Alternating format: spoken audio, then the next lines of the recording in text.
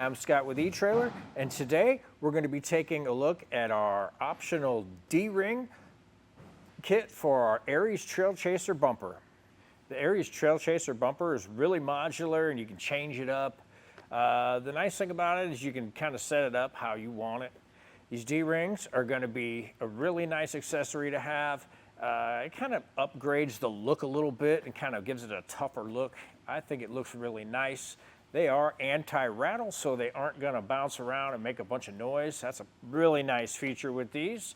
And we got one installed already, and we're going to go ahead and show you how to do the other one on the other side. Everything you're going to get in the kit, you're going to get two sets, and this is going to be one of them here. You're going to have a backing plate.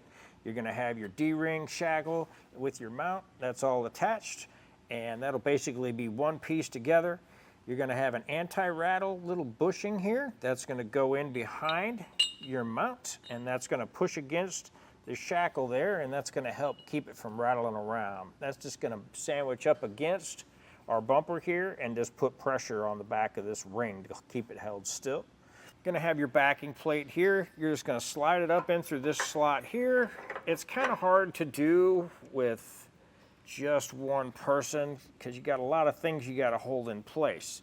Then you're going to take your little bushing, you're going to pop it right in the back of your mount here, and we're going to get it flipped and put it up against the bumper here. Now it is going to stick out some, so what I do is just try and get the holes lined up for the plate back there, at least kind of close. And then what I'll do is just grab one of my bolts and try and get one side started. It's just going to thread right into the plate back there. If you get one started, that's going to help you out a lot. That's going to free up a hand. Now that we have one started into the plate, we're going to just get our plate lined up on this other side and get our other bolt started here. Make sure you keep your little rubber bushing in the back there. You want that to stay in place. Make sure it didn't fall out.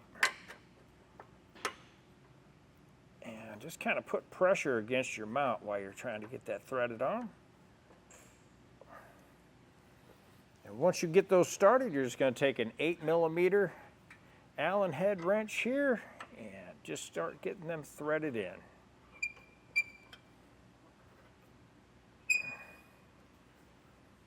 I kind of start going back and forth once you get it down there.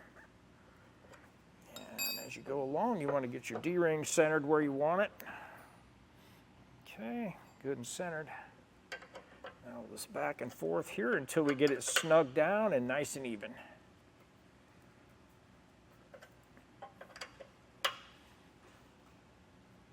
Okay, once you get them that far, go ahead and snug them down tight.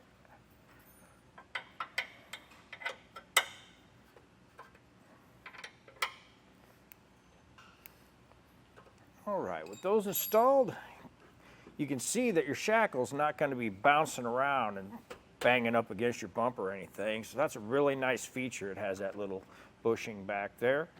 It's going to have that backing plate that kind of sandwiches between the bumper and our shackle mount up here. That's going to really beef things up a little bit and give you some good strength. The shackles are rated at 9,000 pounds, but you kind of want to stick around maybe a little less lower than that, just so you don't tear your bumper up, being it is aluminum. With both of our D-rings on there, they look pretty tough. Got a really nice powder coat finish. It doesn't exactly match our bumper, but it just looks really nice. It's going to add a tough look, plus it's going to be, you know, give you something for hooking straps up to or hooks up to if you need to. Installation's really easy. Just bolt them on and go. If it's something you're interested in, check them out on etrailer.com. I'm Scott, and thanks for watching.